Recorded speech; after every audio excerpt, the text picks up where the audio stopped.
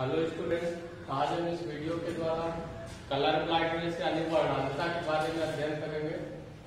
तो सबसे पहले वर्णांतता है क्या? तो वर्णांतता एक लिंग संलग्न रोग है जो X गुणसूत्रों पर स्थित होता है, Y गुणसूत्र पर ये स्थित नहीं होता है। इसे हम लाल हरा अंधापन रोग भी कह सकते हैं और प्रोटॉन दोष या डाल्टेनिज्म भी कहते हैं।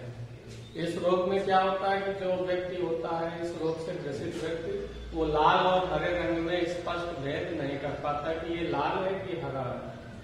वर्णांतता का मतलब क्या हुआ, यानी कलर में वो डिसाइड न कर पाए कौन से कलर, लाल और हरे।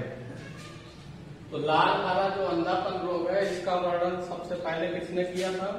होर्नर नामक वैज्ञानिक ने किया था। और कब किया था? सन 1876 में किया।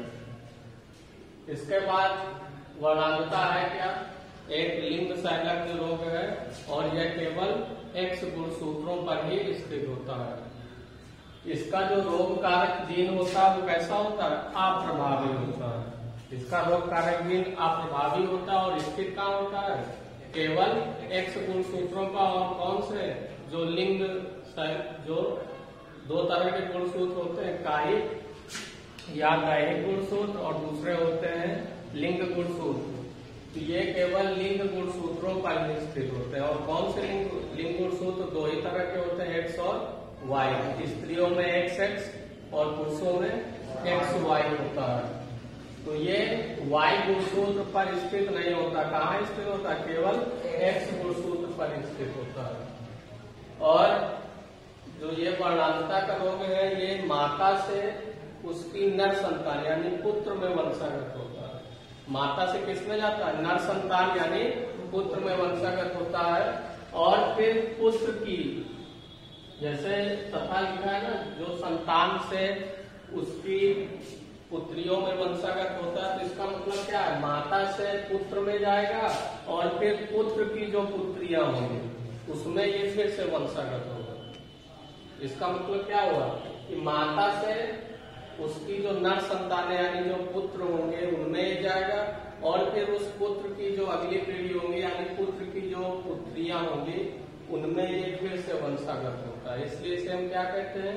क्रिस क्रॉस वंशागत कहते हैं। और इस रोग से ग्रसित व्यक्ति में प्रभाव क्या होता है कि वो लाल और हरे रंग में स्पष्ट भेद या स्पष्ट अंतर नहीं कर पाता है।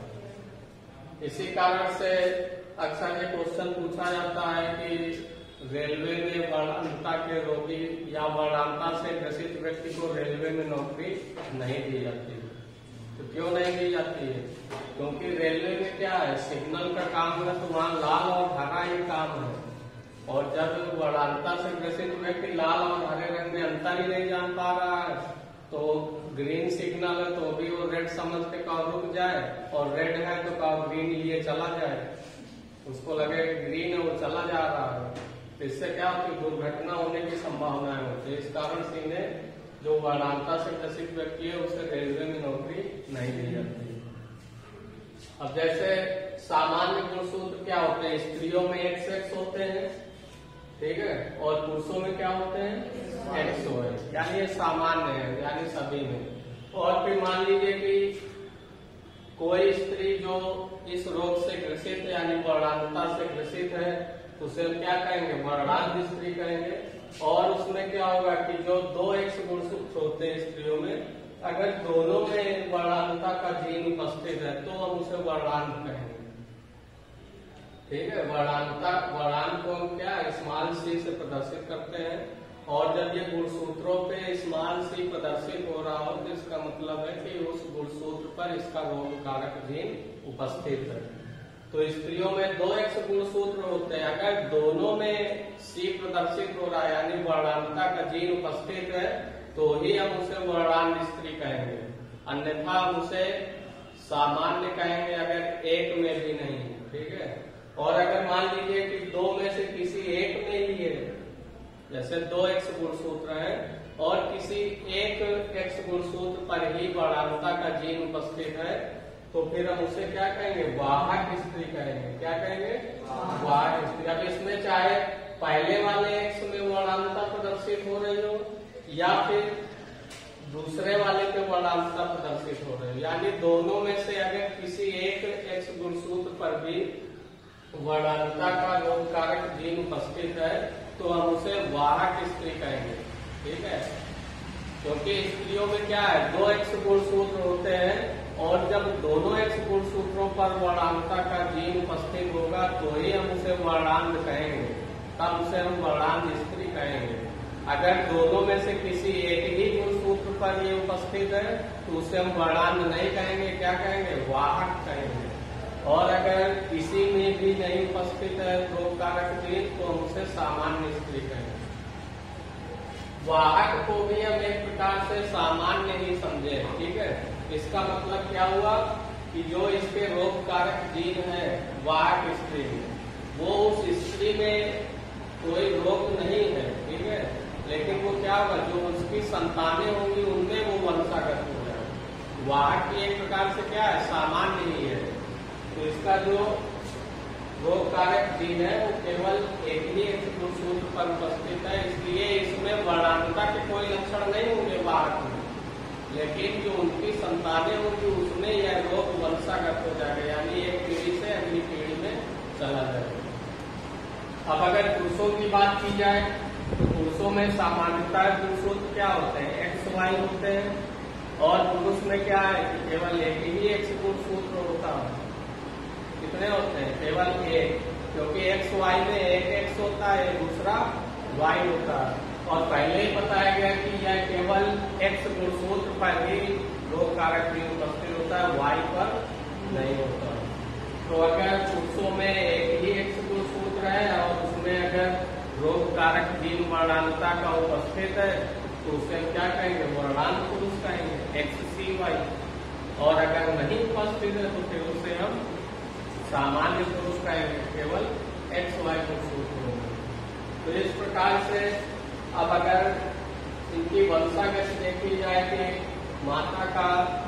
माता में ये गुणसूत्र और पिता में ये, तो उनकी संतानों में वर्णांतता के क्या लक्षण स्पष्ट होंगे। तो इसके लिए हम रास कराएंगे इनसे, तो देखते हैं। फिर जैसे मान लिया गया कि स्त्री सामान्य कह लीजिए या फिर वाहक कह लीजिए या वर्णांत कह लीजिए, कोई भी ले सकते हैं इसमें। और पुरुष में अगर सामान्य है तो फिर XY लेंगे और वर्णांत है तो XCY लेंगे। इसके लिए हमें क्या होना चाहिए, ये पता होना चाहिए कि अगर सामान्य है तो कौन से गुणसूत्र है, वाहक है तो कौन से, वर्णांत है तो कौन से। अगर ये हमें पता है तो फिर हम निकाल सकते हैं कि उनकी संतानों में क्या क्या लक्षण स्पष्ट है। तो अगर एग्जाम्पल के तौर पर लिया जाए, मान लिया कि स्त्री वाहक है, यानी वाहक स्त्री, और वर्णांत पुरुष पहले या सामान्य पुरुष पहले, एक बार सामान्य पुरुष। स्त्री कैसी है, वाहक है, और पुरुष कैसा है, सामान्य है। इसके लिए क्या है, वाहक स्त्री में कौन से गुणसूत्र होते हैं, XCX हमने नोट कर लिया, ठीक है। और सामान्य पुरुष में XY। तो अब एक तरफ हम यहाँ पे नोट कर लेते हैं वाहक स्त्री, इसमें कौन सा गुणसूत्र है, XCX। तो हमने XC को अलग किया और X को अलग किया। सामान्य पुरुष का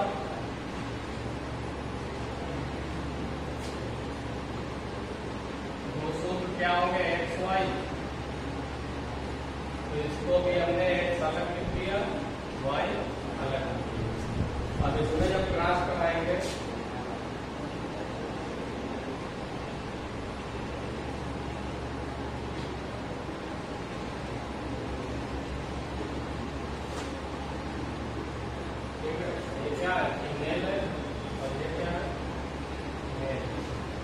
तो अब इसमें क्रॉस कराएंगे तो XC से X में कराएंगे तो क्या होगा, XCX। XC से Y में कराएंगे तो क्या होगा, XCY। वाई, एक्स से एक्स में कराएंगे तो एक्स एक्स, एक्स से वाई में कराएंगे तो एक्स वाई। अब यहाँ पर देखिए एक्स सी एक्स का मतलब क्या हुआ, यानी एक्स एक्स पूर्ण सूत्र है, इसका मतलब क्या हुआ कि संतान क्या है, पुत्री है। और कैसी होगी, वाहक, क्योंकि दो में से केवल एक ही एक्स पूर्ण सूत्र पर वर्णांतता कभी उपस्थित है, इसलिए हम क्या लिखेंगे, वाहक पुत्री।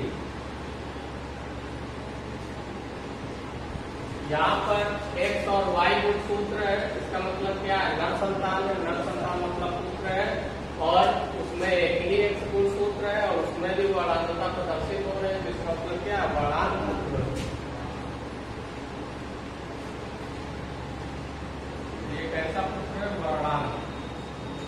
फिर एक्स एक्स यानी पुत्री है और इसमें कोई भी रोग कारक भी उपस्थित नहीं, तो कैसा है, सामान्य, जिसे कहेंगे सामान्य। यहाँ पर एक्स वाई है, एक्स वाई मतलब पुत्र है और कोई भी रोग कारक नहीं है, गुण सूत्र पर उपस्थित नहीं, इसका मतलब क्या है, सामान्य पुत्र। इस प्रकार से अगर हम वाहक स्त्री और सामान्य पुरुष के बीच में क्रॉस कराते हैं तो जो उनकी संतानें होंगी उसमें 25% संतानें वाहक पुत्री होंगी, 25% वर्णांतुक होंगे, 25% सामान्य पुत्री होंगी और 25% सामान्य पुत्र होंगे। या इस प्रकार से कैसे किया जाए कि 50% पुत्रियां वाहक तथा 50% सामान्य होंगे। अगर पुत्रियों को अलग कर दिया जाए और पुत्र को अलग कर दिया जाए, तो पुत्रियों की केवल बात की जाए तो दो पुत्रियां उसमें से एक वाहक है और एक सामान्य, यानी 50-50, 50% पुत्रियां वाहक, 50% पुत्रियां सामान्य। अब पुत्र की बात की जाए तो इसमें भी 50% पुत्र वर्णांत और 50% पुत्र सामान्य होना। अब अगर मान लीजिए कि इसमें हम थोड़ा सा चेंज करते हैं, ठीक है, जैसे वाहक स्त्री का यहाँ पर हम क्या ले लें, वर्णांत पुरुष ले लें। वाहक स्त्री और वर्णांत पुरुष में क्रॉस कराएंगे तो क्या होगा, तो वर्णांत पुरुष में क्या गुण सूत्र होते हैं, एक्स सी वाई, तो यहाँ भी हम लिखेंगे एक्स सी वाई, यहाँ पर भी एक्स सी। अब क्रॉस कराएंगे तो यहाँ पर भी एक्स सी, यहाँ पर भी एक्स सी, तो क्या हो जाएगा, एक्स सी और एक्स सी का मतलब क्या है, दोनों एक्स गुण सूत्रों पर वर्णांतता का जीन उपस्थित है, इसका मतलब कि कैसी पुत्री होगी, वर्णांत पुत्री होगी। फिर एक्स सी से वाई में कराएंगे तो एक्स सी वाई होगा, यानी पुत्र कैसा होगा, वर्णांत होगा। फिर यहाँ पर एक्स है, यहाँ पर एक्स सी है, तो ये क्या हो जाएगा, एक्स एक्स सी, और फिर ये पुत्री कैसी होगी, वाहक होगी। क्यों वाहक होगी, क्योंकि दो एक्स सूत्रों में से केवल एक ही एक्स सूत्र पर इसका रोग कारक भी उपस्थित है, एक में नहीं, इसलिए हम इसे क्या कहेंगे, वाहक होगी। फिर यहाँ पर एक्स है, यहाँ पर वाई है, तो एक्स वाई मतलब सामान्य। तो इसमें भी अब देखा जाए तो क्या होगा, यानी 50% पुत्रियां वर्णांत और 50% वाहक होंगी और पुत्र 50% वर्णांत और 50% सामान्य। अगर इसमें और चेंज किया जाए, अब जैसे मान लिया यहाँ पर हमने ले लिया वर्णांत स्त्री, स्त्री कैसी है, वर्णांत है, तो इसमें क्या सूत्र होंगे, एक्स सी एक्स सी,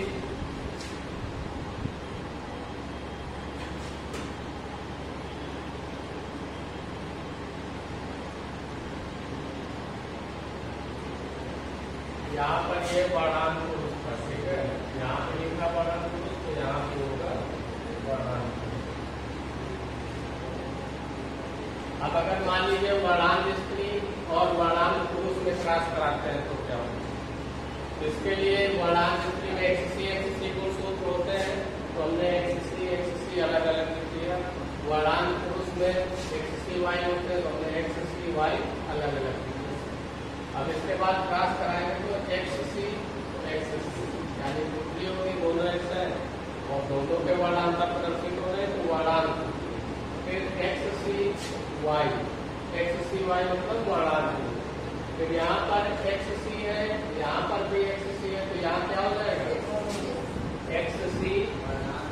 XC और दोनों X गुणसूत्र है, इसका मतलब पुत्री है और दोनों पे वर्णांकता का जो कारक जी उपस्थित है तो कैसी पुत्री होगी, वर्णांक पुत्री।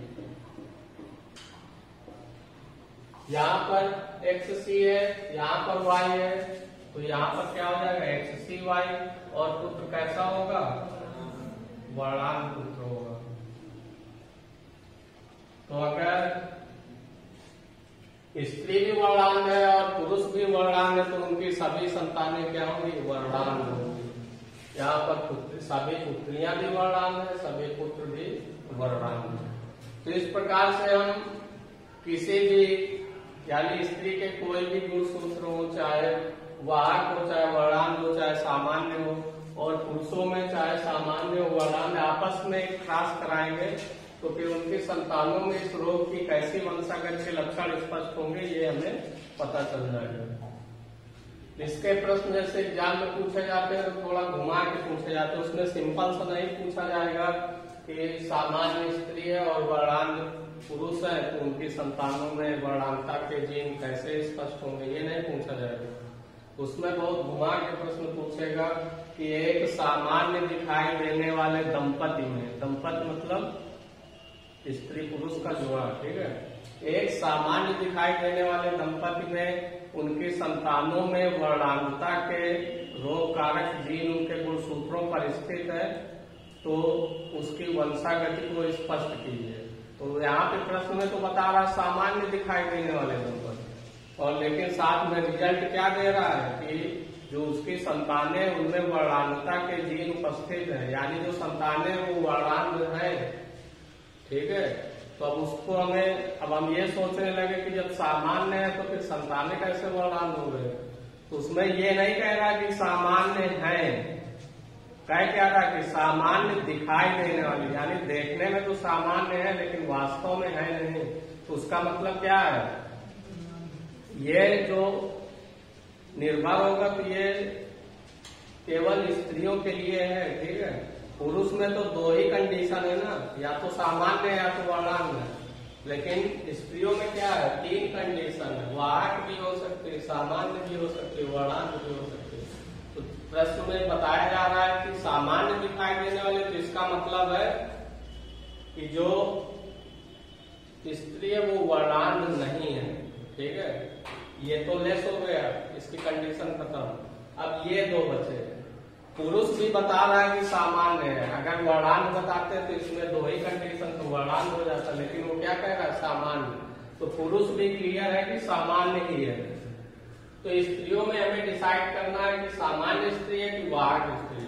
अगर मान लो सामान्य स्त्री सामान्य पुरुष में क्रॉस कराएंगे तो कोई भी रोग कारक जीन उपस्थित नहीं होगा। इसका मतलब क्या है, स्त्री जो थी वो वाहक थी, वो देखने में तो सामान्य है। सामान्य क्यों है, क्योंकि वर्णांगता का कोई असर उस पर नहीं है, लेकिन जो उसकी संतानें होंगी उसमें तो वो वंशागत हो जाएगा ना। तो स्त्री कैसी होगी, वाहक होगी, और पुरुष कैसा होगा, सामान्य होगा। उसमें क्रॉस कराएंगे तो जो नर संतानें होंगी यानी पुत्र होंगे वो वर्णांग होंगे। क्यों होंगे, यहाँ पर देख लीजिए XCX, ये वाहक है, वाहक स्त्री, और पुरुष क्या सामान्य है, XY। अगर हम इनमें क्रॉस कराते हैं तो क्या हो जाएगा, XC से X में करा देंगे तो XCX हो जाएगा, XC से Y में कराएंगे तो XCY होगा, XX हो जाएगा, XY हो जाएगा। तो यहाँ पर कुछ पुत्रियां वाहक होंगे और कुछ पुत्र वर्णांग होंगे, तो वर्णांगता के तो जीन उपस्थित है ना उनके संतानों में, लेकिन जो दंपति थे वो देखने में सामान्य दिखाई दे रहे। इसीलिए पहले ही बताया गया था कि वाहक को भी हम सामान्य ही समझें, ठीक है। सामान्य समझने का कारण क्या है, क्योंकि उस पीढ़ी में यानी जो स्त्री वाहक है उसमें लाल और हरे रंग में स्पष्ट अंतर करना आता है, ठीक है। लेकिन दिक्कत क्या है कि उनकी संतानों में ये रोग कारक जीन वंशागत हो जाएगा। यानी जैसे स्त्री में वर्णांतता के लक्षण स्पष्ट रूप से है नहीं, वाहक है, क्योंकि केवल एक ही एक्स गुणसूत्र पर उसका लोक कारक जीन उपस्थित होगा। वर्णांत वो तब होती जब दोनों पे होते हैं, ठीक है। तो इस कारण से क्या होगा कि जो उनकी संतानें होंगी, जैसे यहाँ पे दिखाया गया कि ये भी एक्स सी है, एक्स है, यानी केवल एक में ही वर्णांतता प्रदर्शित हो रही है, और जो इनकी संतानें हैं उसमें ये वंशागत हो गया। तो ये जो स्त्री है ये सामान्य ही समझे इसको, क्योंकि इसमें वर्णांतता के लक्षण नहीं है, केवल समस्या वहां है कि उनकी संतानों में ये वंशागत हो जाए। तो इस प्रकार से हम किसी भी प्रकार से इनमें क्रॉस करा के हम निकाल सकते हैं कि उनकी संतानों में क्या क्या होगा।